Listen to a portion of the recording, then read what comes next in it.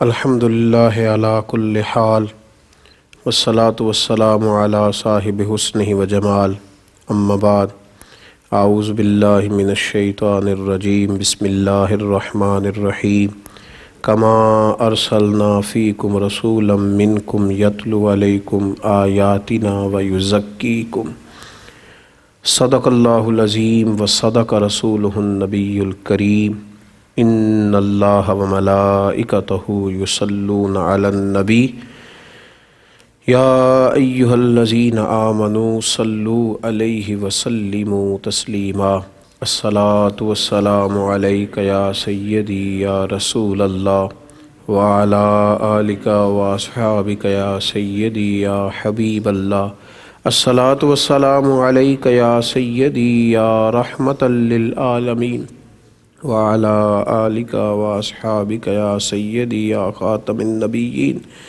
اللهم صل على سيدنا ومولانا محمد معدن الجود والکرم وآلہ وبارک وسلم۔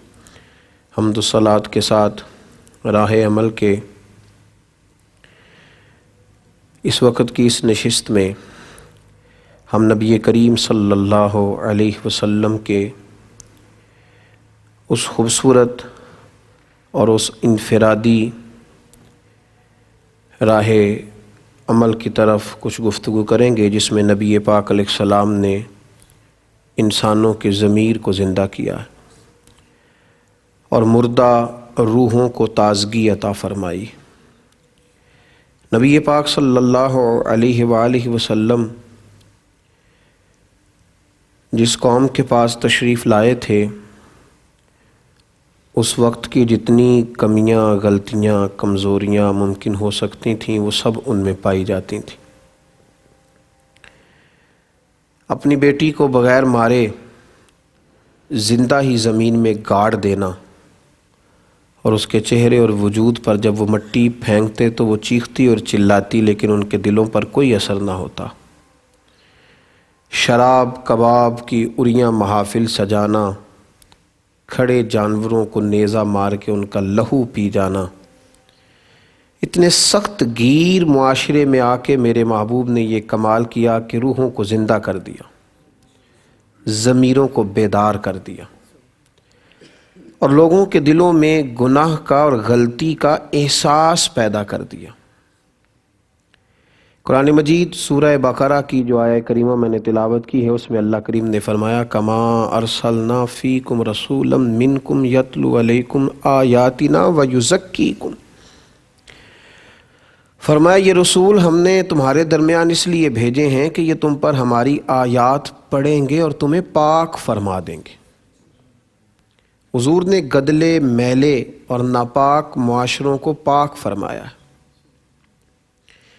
دنیا کی ہر برائی، ہر گناہ اس معاشرے میں پایا جاتا تھا اور گناہ کو گناہ نہیں سمجھا جاتا تھا، گناہ کو نیکی جانا جاتا تھا۔ معاذ اللہ، ظلم کو لوگ اپنا حق سمجھ کر کیا کرتے تھے، زیادتی، جبر، اس کو لوگ اپنے بڑا ہونے کا ذریعہ جانتے تھے۔ نبی پاک صلی اللہ علیہ وآلہ وسلم نے ایسی تدابیر فرمائیں، ایسی چیزیں حضور نے اختیار فرمائیں کہ جس سے گناہ کا دروازہ بند ہو گیا۔ جو بات بڑی سمجھنے والی ہے اور اس جرائم کے معاشرے میں جس چیز کو آج بھی نافذ کرنے کی بڑی اشد ضرورت ہے وہ یہ ہے کہ حضور علیہ السلام نے گناہ کی سزا کا اعلان فرمایا۔ امیر غریب، چھوٹے بڑے سب کے لیے سخت سزاؤں کا اعلان کیا، اور جس پر جرم ثابت ہو گیا اس کو سزا دینا اور اس شخص کو اس کے جرم کے مطابق سزا بھگتنے کے لیے تیار رکھنا، یہ سب سے ضروری امر ہے۔ جب گناہ پر سزا نہیں ملتی تو لوگ گناہ پر دلیر ہو جاتے۔ جب عدالت، قانون اور یہ چیزیں لوگ ان کو اپنی پہنچ میں اور اپنی جیب کے قریب سمجھنے لگتے ہیں تو پھر گناہ ختم نہیں ہوتا۔ جب کچھ لوگ اپنے آپ کو قانون سے بالا جاننے لگتے ہیں پھر قانون صرف غریبوں، مجبوروں، زیر دستوں کے لیے رہ جاتا ہے۔ نبی پاک علیہ السلام کا وہ فرمان سنگ میل کی حیثیت رکھتا ہے، سنگ میل کی۔ جب ایک بہت بڑے خاندان کی اس خاتون نے چوری کی اور کچھ لوگ ان کے سفارشی بن کے آئے، تو ایک سنگ میل، ایک دستور، ایک جملے میں نبی پاک علیہ السلام نے پوری کائنات کی ساری حقیقتیں سمیٹ کے رکھ دی۔ فرمایا مجھ سے سفارش نہ کرو اس خاتون کے لیے، اس پر چوری ثابت ہو گئی۔ فرمایا اگر میری بیٹی فاطمہ، جن کا نام لیتے وقت ادب سے آنکھیں جھکتی ہیں، زبان عرق گلاب سے وضو کرنے کو دل چاہتا ہے، کئی دفعہ دھوئیں تو پھر بھی شرم محسوس ہو، اتنا بڑا نام، اتنا پاکیزہ نام، فرمایا محبوب نے میری فاطمہ بھی چوری کرتی تو میں اس کے بھی ہاتھ کاٹ دیتا۔ گویا اتنی بڑی بات حضور نے کر کے یہ دروازہ ہی بند کر دیا کہ گناہ پر اگر سزا نہیں ملے گی تو جرم ختم نہیں ہوگا۔ تو نبی پاک علیہ السلام نے سب سے پہلا انتظام معاشرے سے گناہ کو ختم کرنے کے لیے یہ کیا کہ گناہوں پر سخت سزائیں رکھیں۔ حضور رحمت للعالمین ہیں، لیکن میرے محبوب نے اپنے سامنے لوگوں کو کوڑے مروائے۔ حضور علیہ السلام نے اپنی نگاہوں کے سامنے لوگوں کو سنسار کروایا، سزائیں دلوائیں۔ وہ بھی حضور کی رحمت ہے، وہ بھی کرم ہے۔ جڑی بوٹی اگر کٹ جاتی ہے تو باقی فصل کا نفع ہوتا ہے۔ تو سزا کا اعلان حضور نے کیا، پہلی بات۔ دوسری بات یہ کہ نبی پاک صلی اللہ تعالیٰ علیہ وسلم نے ان سارے اسباب سے منع کر دیا جو گناہ کی طرف لے کر کے جاتے۔ شریعت اسلامیہ نے صرف یہ نہیں کہا کہ شراب پینا حرام ہے، بلکہ شراب کی طرف جتنے اسباب ہیں حضور نے فرمایا شراب بنانے والا بھی لعنتی ہے۔ صرف پینے والے کی بات نہیں، بنانے والا بھی، خریدنے والا بھی، بیچنے والا بھی، گواہ بننے والا بھی، اس سودے کو سمجھنے والا اور اس پر راضی ہونے والا بھی، اس کے لیے اسباب فراہم کرنے والا بھی۔ نبی پاک نے ان سارے اسباب کو جو گناہ کی طرف لے کر کے جاتے ہیں۔ عمل کا رستہ اس وقت صاف ہوتا ہے جب گناہ کا رستہ بند ہوتا ہے۔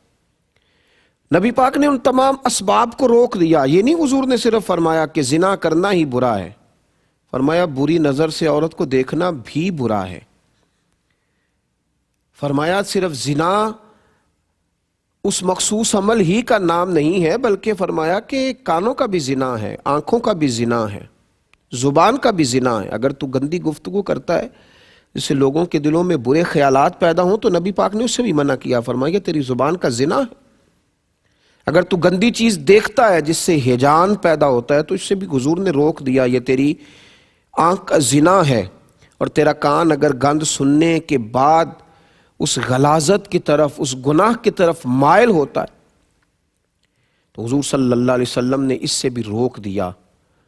تو گناہ کی طرف جو اسباب لے کر کے جاتے ہیں، نبی کریم علیہ السلام نے تو مرد عورت کو اکٹھا رہنے سے ہی سرے سے منع کر دیا۔ فرمایا جہاں مرد اور عورت تنہا ہوتے ہیں وہاں تیسرا شیطان ہوتا ہے۔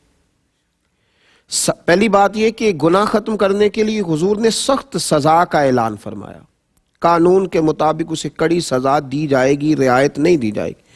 اور پھر دوسری بات یہ کہ میرے محبوب کریم علیہ السلام نے گناہ کی طرف لے جانے والے جتنے رستے تھے ان سب رستوں پر ہی پابندی لگا دی، ان سب رستوں پر ہی۔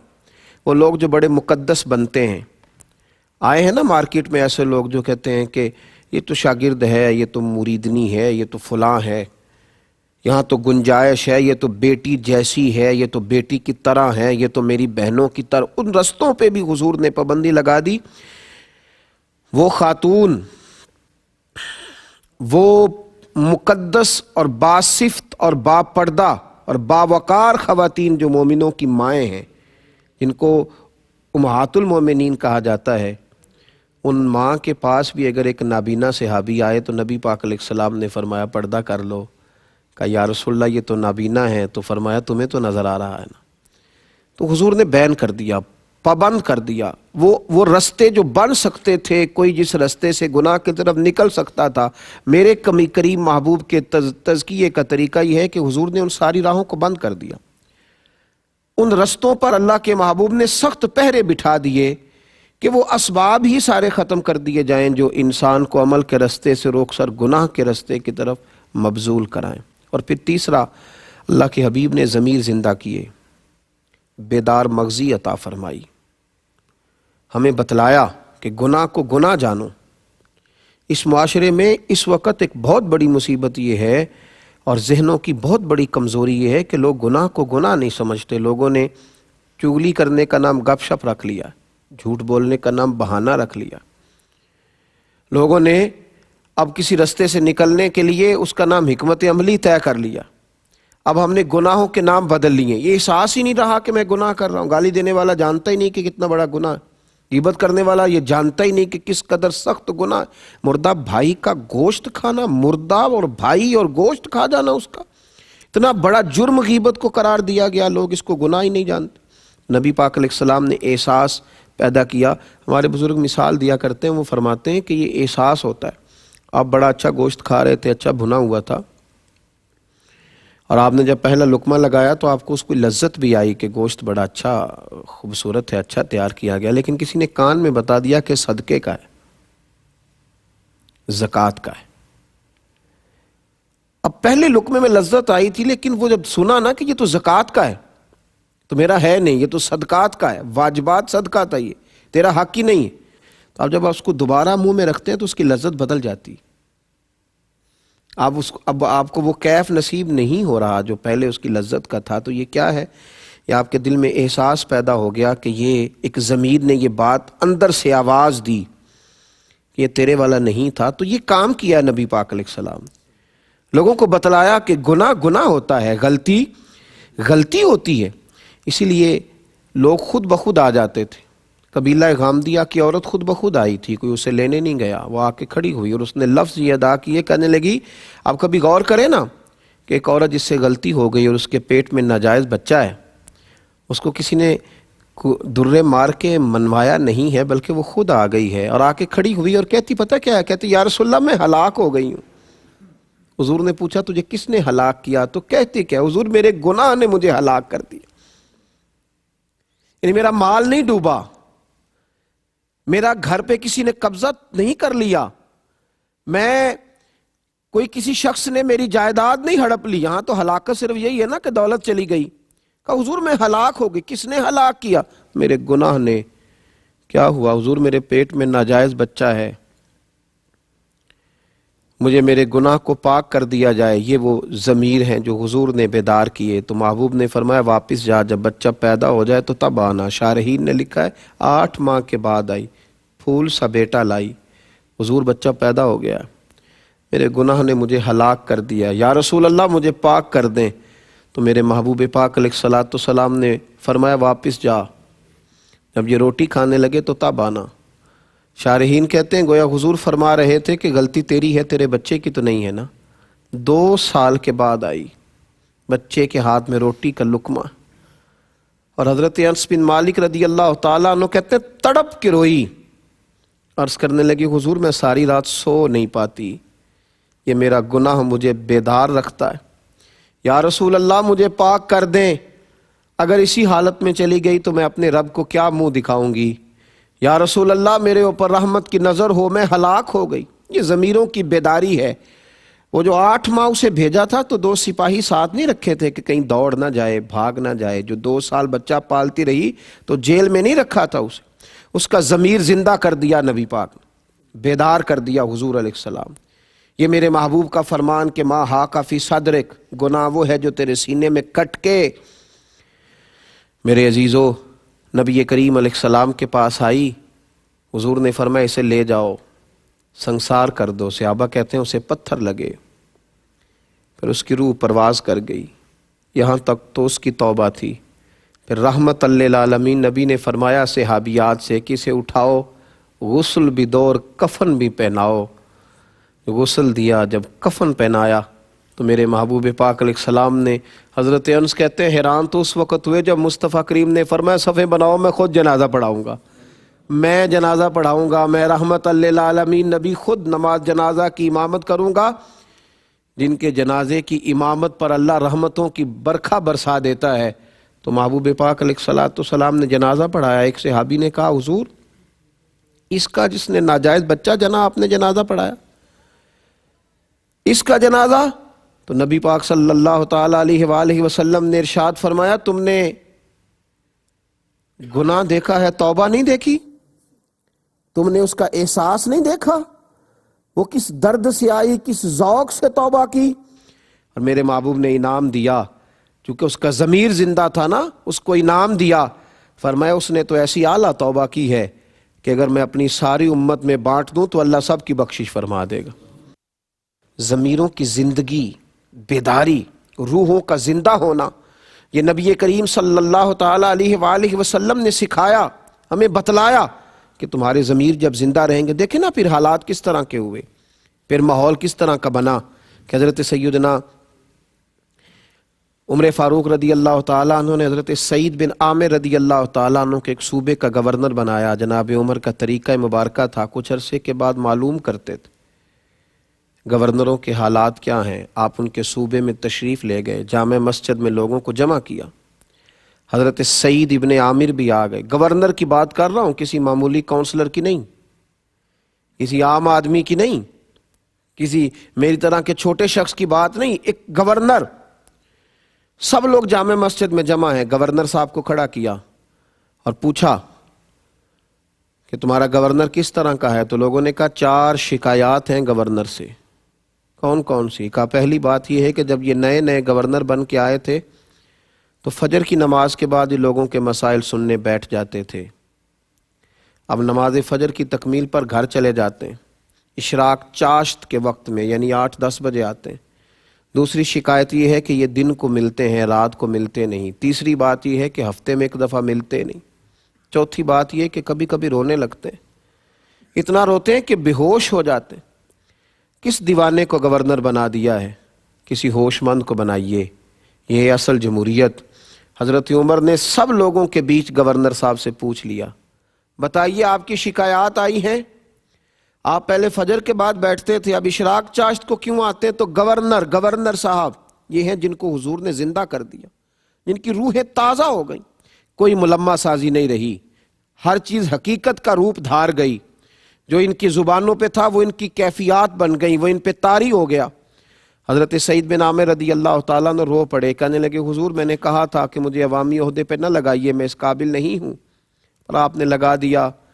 اب آپ نے سوال پوچھا ہے تو سنیے، میں غریب آدمی ہوں، نوکر رکھنے کی طاقت اور استطاعت نہیں رکھتا، فجر کی نماز پڑھ کے نا تو پہلے بیٹھ جایا کرتا تھا، میری بیوی بیمار ہو گئی ہے، 35 سال اس وفادار نے میری خدمت کی، اب ٹانگوں سے معذور ہے، میں نماز فجر کے بعد گھر جاتا ہوں، پہلے گھر میں ناشتہ بناتا ہوں، پھر اپنے گھر میں جھاڑو دیتا ہوں، پھر اس فالج زدہ عورت کے کپڑے بدل کے اس کے منہ میں روٹی کے لقمے ڈالتا ہوں، واپس آتے دیر ہو جاتی ہے۔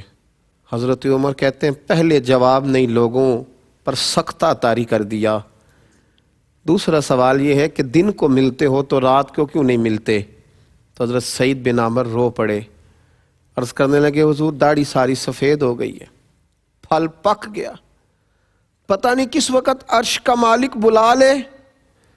تو حضور دن میں نے مخلوق کے لیے رکھا ہے، رات اپنے رب کے لیے رکھی ہوئی، رات مصلے پہ بیٹھ جاتا ہوں، روتا رہتا ہوں، معافیاں مانگتا رہتا ہوں۔ اب دوسرے جواب نے تو لوگوں کے سب کی آنکھیں آنسوؤں سے بھر دیں، لوگ تڑپنے لگے۔ حضرت عمر فاروق رضی اللہ تعالیٰ عنہ نے تیسرا سوال پوچھا، فرمایا بتا نا تو ہفتے میں 1 دن ملتا کیوں نہیں؟ پھر روئے، کہ حضور میرا راز تھا کہ میرے رب کے ساتھ رہ جاتا تو اچھا تھا۔ فرمایا کیا ہوا؟ عرض کی حضور میں نے عرض کیا نا غریب ہوں، میرے پاس جوڑا ایک ہی ہے، ہفتے میں نا 1 دن اپنے کپڑے دھو کے خشک ہونے کو ڈال لیتا ہوں، پھر بیوی کے کپڑے پہن کے بیٹھا رہتا ہوں، سردی کا موسم ہے تو جوڑا سوٹ خشک ہونے میں شام ہو جاتی ہے، 1 دن نہیں آ پاتا۔ اب تو حضرت عمر بھی رو پڑے، فرمایا چل آخری بات کر، آخری بات بتا، کبھی کبھی تو بیٹھے بیٹھے رونے لگتا ہے اور پھر بے ہوش ہی ہو جاتا ہے۔ یہ لفظ کہے تو حضرت سعید بن عامر پھر رو پڑے اور عرض کرنے لگے حضور 40 سال عمر تھی جب کلمہ پڑھا تھا، اور جب 40 سال کے گناہ یاد آتے ہیں تو پھر مجھ سے صبر نہیں ہوتا، پھر میں رو پڑتا ہوں۔ آپ دعا کریں نا رب کریم مجھ سے حساب نہ لے، میں تو 40 گھنٹوں کا حساب نہیں دے سکتا، 40 سالوں کا کیسے دوں گا؟ بس اس جواب نے تو جامع مسجد کی دیواروں کو بھی گویا رلا دیا۔ ہر شخص آہوزاری کرنے لگا، ہر شخص رونے لگا۔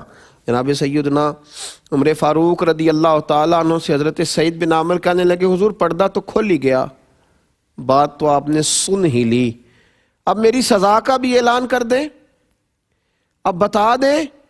تو جناب عمر فاروق رضی اللہ تعالیٰ عنہ نے ہاتھ اٹھائے اور فرمانے لگے، دعا مانگنے لگے، اے اللہ میرے نبی پاک علیہ السلام کی امت کو اس طرح کے کچھ اور گورنر بھی عطا فرما، کچھ اور گورنر بھی اس طرح کے دے۔ میرے عزیزو، جب ضمیر زندہ ہوتے ہیں، جب طبیعتیں تازہ ہوتی ہیں، جب روحیں بیدار ہوتی ہیں، پھر اس قسم کے جواں فکر، جواں حوصلہ لوگ پیدا ہوتے ہیں۔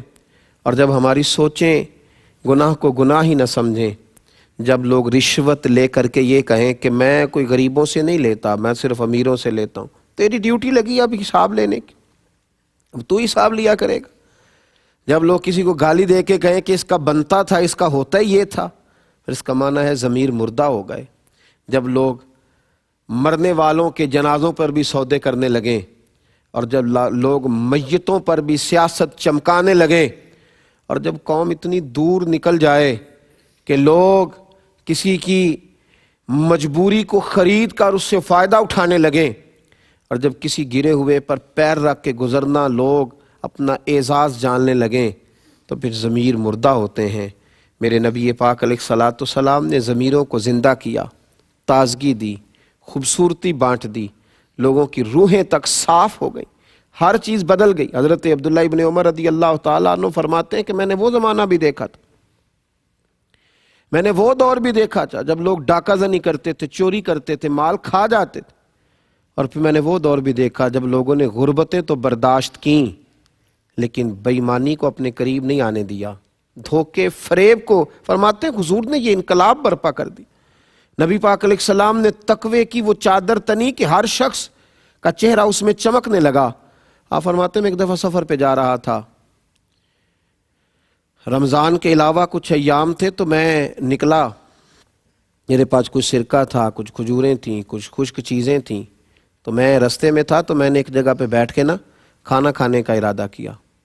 جناب عبداللہ ابن عمر رضی اللہ تعالیٰ عنہ فرماتے ہیں بڑا خوبصورت اور بڑا نورانی اور بڑے معصوم عکس والا نوجوان بکریاں چراتا ہوا مجھے نظر آیا۔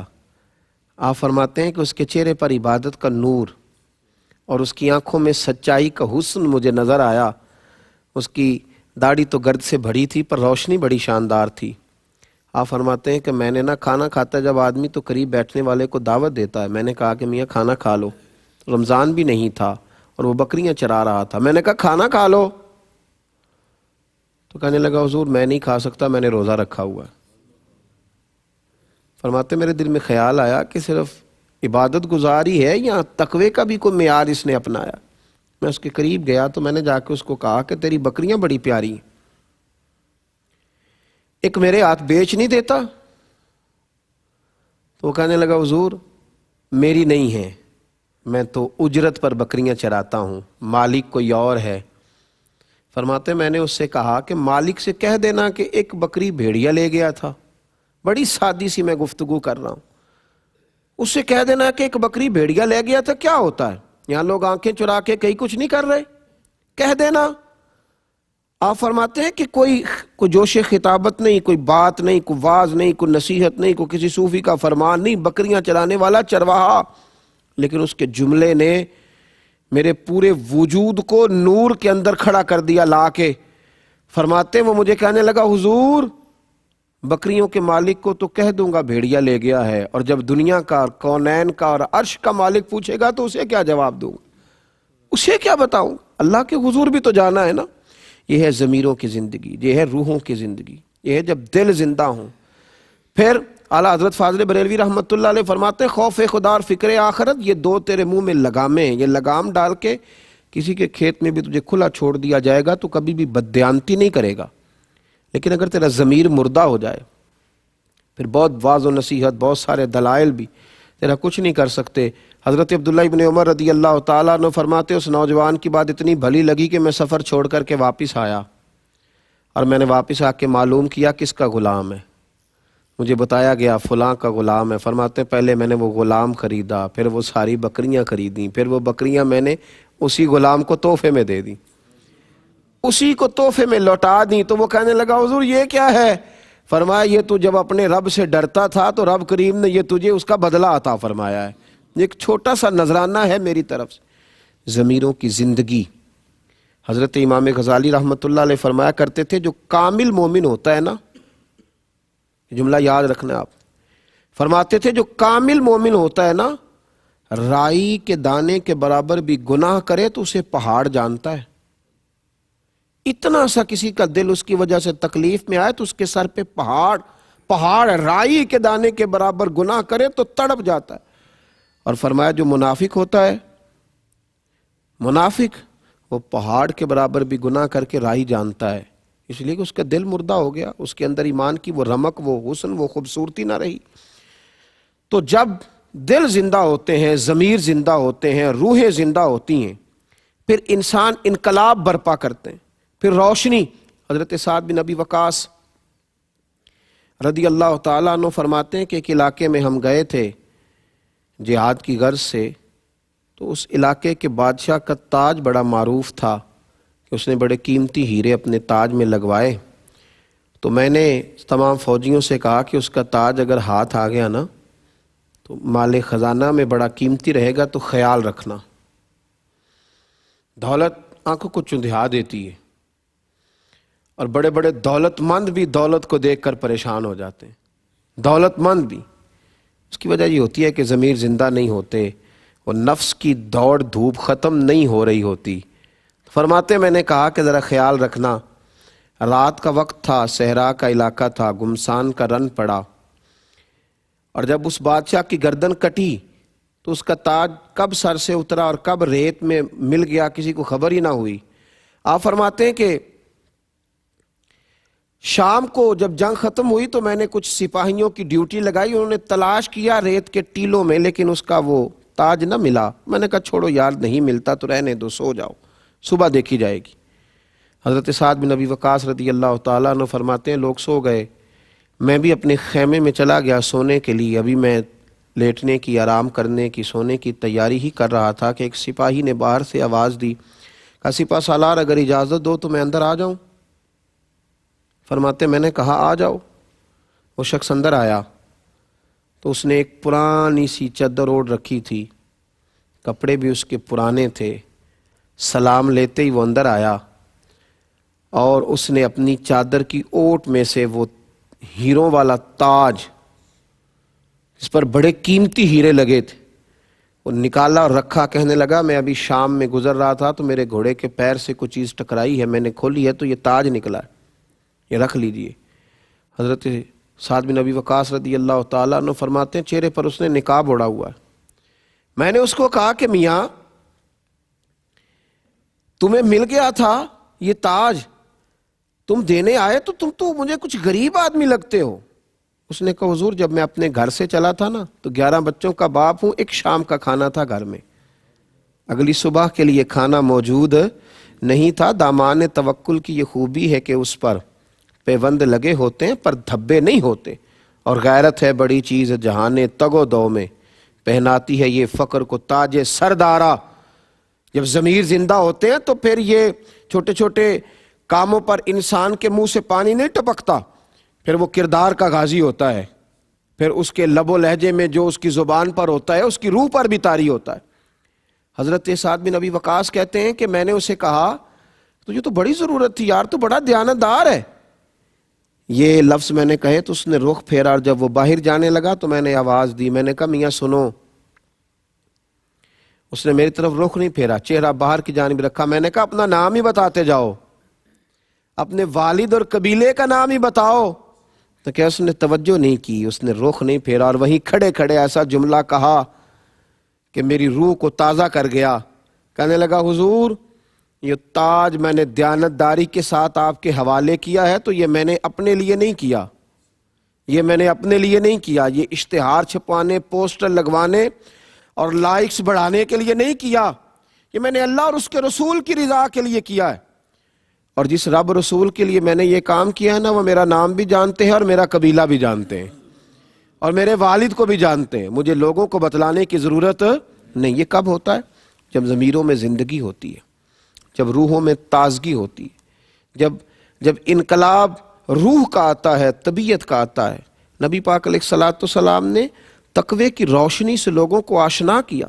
نبی پاک علیہ الصلوۃ والسلام نے لوگوں کو اہمیت دلائی، بتلایا کہ گناہ گناہ ہوتا ہے، غلطی غلطی ہوتی ہے۔ بڑے بڑے لوگ چھوٹوں سے معافیاں مانگنے لگے، بڑے بڑے قد کاٹھ والے اپنے ضمیروں کا بوجھ اتارنے لگے۔ حضرت ابو ذر غفاری نے جناب بلال حبشی کو حبشن کا بیٹا کہہ دیا۔ کس کے بیٹے تھے وہ؟ حبشن کے بیٹے تھے نا، حبشن کا بیٹا کہہ دیا۔ یہاں لوگوں کو آر دلاتے نہیں، کبھی برادری ازم کے نام پر، کبھی قبیلے کے نام پر، کبھی اس کے کام کے نام پر، کبھی اس بیچارے کا جو عہدہ ہوتا ہے اس پر۔ حبشن کا بیٹا کہہ دیا، حبشن کا۔ حضرت بلال حبشی مسجد میں بیٹھ کر رونے لگے۔ معصوم آمنہ، نبی رحمت، رسول اکرم سید عالم علیہ السلام تشریف لائے۔ میرے محبوب نے آتے حضرت بلال کی آنکھوں کے آنسو دیکھے۔ تمہیں کیا ہوا؟ کہا یا رسول اللہ اگر میں حبشن کا بیٹا ہوں تو میری کیا غلطی؟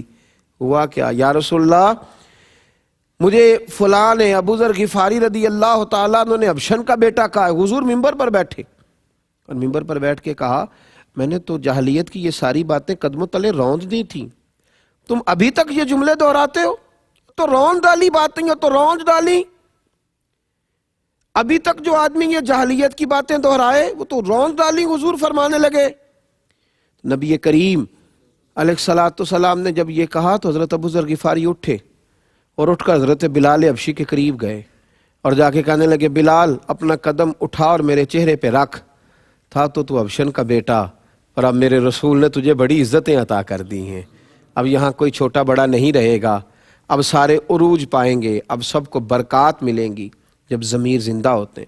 حضرت ابو ذر نے معافیاں مانگی، حضرت بلال حبشی سے معافی طلب کی، بار بار ان سے گزارش کی کہ وہ مجھ سے درگزر کریں۔ بھائیو، یہ ہے ضمیروں کی زندگی، یہ ہے روحوں کی زندگی۔ آج لوگ گناہ کو گناہ ہی نہیں جانتے، بہت بڑا ظلم کرتے ہیں، اس کے باوجود چہروں پر پشیمانی اور زبان پر معذرت کے کچھ لفظ بھی نہیں آتے۔ آج لوگ بہت سارا حرام کھا کر کے اس کے باوجود کہتے ہیں کہ جناب یہ حق تھا، یہ چلتا ہی ایسے ہے، یہ معاشرہ ہی ایسے ہے، اس کی بنا ہی ایسے ہے۔ مجھے ایک شخص نے ایک جگہ پہ کہا، میں ملک سے باہر تھا، غیر مسلموں کا علاقہ تھا، کہنے لگے یہاں نیکی کرنا بڑا مشکل کام ہے جی، یہ معاشرہ بڑا عجیب ہے، یہاں نیکی کرنا بڑا مشکل ہے، چاروں جانب کفر ہے، نفاق ہے۔ تو میں نے کہا ایک بات بتلاؤ، حضرت ابوبکر صدیق جن لوگوں کے درمیان رہ کے نیکی کرتے تھے وہ بھی تو سارے کافر تھے، وہ بھی تو سارے کافر تھے، وہ بھی تو سارے کافر تھے، چاروں جانب کفار تھے، پر وہ کھڑے ہو گئے دیانتداری کا جھنڈا لے کے۔ حضرت عمر نے جب نیکی کی تو تب بھی سب لوگ ایسے ہی تھے، لیکن وہ کھڑے ہو گئے دیانتداری کا جھنڈا لے کے۔ مکے میں، مدینے میں، طائف میں سب لوگ غیر تھے، لیکن مسلمانوں نے نیکی کا علم بلند کیا تو دائیں بائیں دیکھ کر بلند نہیں کیا، اللہ رسول کی ذات دیکھ کے بلند کیا۔ ضمیروں کو زندہ کریں، دائیں بائیں دیکھ کے جو نیکی کرے گا وہ کر ہی نہیں سکے گا۔ نیکی دائیں بائیں دیکھ کے نہیں ہوتی، نیکی تو خدا کا کرم دیکھ کے ہوتی ہے اور مصطفیٰ کریم کی رحمت دیکھ کے ہوتی ہے۔ ہم نے تو اپنا ضمیر زندہ رکھنا ہے، ہم نے تو اپنا دل زندہ رکھنا ہے، ہم نے تو اپنی طبیعت کو تازہ رکھنا ہے۔ یہ کیا بات ہوئی کہ سارا زمانہ ایسے کر رہا ہے تو مجھے بھی ایسے کرنا ہے؟ میں اپنے حصے کا چراغ جلاؤں گا، آپ اپنے حصے کا چراغ جلائیں گے، ہم اپنے اپنے حصوں کی روشنی بانٹیں گے، ہم خیر تقسیم کریں گے، ہم راہ عمل کے رستوں کو آسان کریں گے، ہم آگے کی طرف سفر کریں گے۔ ہمیں اس سے کیا لگے کہ کوئی نیکی کر رہا ہے یا نہیں کر رہا۔ حضرت جریر ابن عبداللہ کہتے ہیں جب حضور نے ہمیں کہہ دیا تھا کہ دین خیر خائی کا نام ہے تو ہم نے تو یہودیوں سے بھی خیر خائی کی، ہم نے تو غیروں سے بھی ہم خیر خائی کرتے گئے، اور وہ سارے رسول اللہ کے غلام بنتے گئے، وہ سارے نبی پاک کے غلام بنتے گئے۔ ہمیں اپنے ضمیر کو زندہ رکھنا ہے۔ جو لوگ ضمیر کے قیدی ہوتے ہیں وہ کبھی نجات نہیں پاتے، جن کی روحیں میلی ہوتی ہیں ان کے چہرے جتنے مرضی چمک جائیں لیکن کبھی بھی ان کے قریب روشنی نہیں آ پاتی۔ ضمیروں کو، دلوں کو، روحوں کو، نیتوں اور ارادوں کو وضو کرائیں، ان چیزوں کو زندہ کریں۔ یہ جب زندہ ہوں گی تو معاشرے میں خوشبو پھیلے گی، روشنی پھیلے گی۔